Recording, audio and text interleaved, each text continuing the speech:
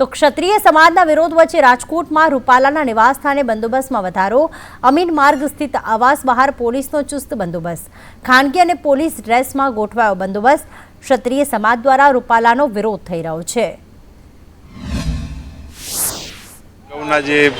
જે બનાવ બનેલા છે એના અનુસંધાને અત્યારે કોઈ બનાવ ન બને એના અનુસંધાને બંદોબસ્ત રાખવામાં આવે છે। જેવા ખબર કે અન્ય કોઈ ક્ષત્રિય આગેવાનોએ વિરોધ કરવા હાલમાં કોઈ ઇનપુટ નથી અને તેમ છતાં મળશે તો જાણ કરવામાં આવશે। પણ આપ એસી કક્ષાના અધિકારીઓ છો, અન્ય અધિકારીઓ પણ આવ્યા છે, શું કહેશો? કોઈ ઇનપુટ્સ તો હશે?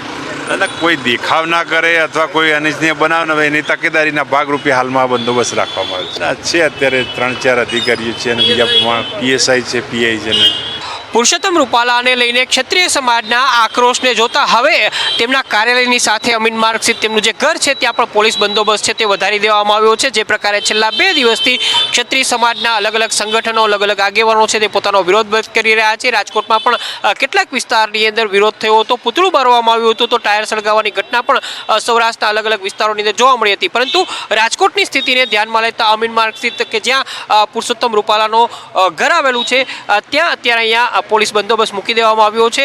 એવું પણ કહેવાય રહ્યું છે કે કેટલાક ક્ષત્રિય આગેવાનો અહીંયા વિરોધ કરવા માટે આવી શકે છે। આ તમામ સ્થિતિને જોતા અહીંયા એસીપી કક્ષાના અધિકારી છે તે તૈનાત કરી દેવામાં આવ્યા છે। પોલીસની એક બોગી મૂકી દેવામાં આવી છે, સાથે જ વધારાનો જે પોલીસ બંદોબસ્ત છે એ પણ અહીંયા અમીન માર્ગનો જે વિસ્તાર છે ત્યાં મૂકી દેવાયો છે। કેમેરામેન વિપુલ બોરીચા સાથે મયુર સોની, સંદેશ ન્યૂઝ, રાજકોટ।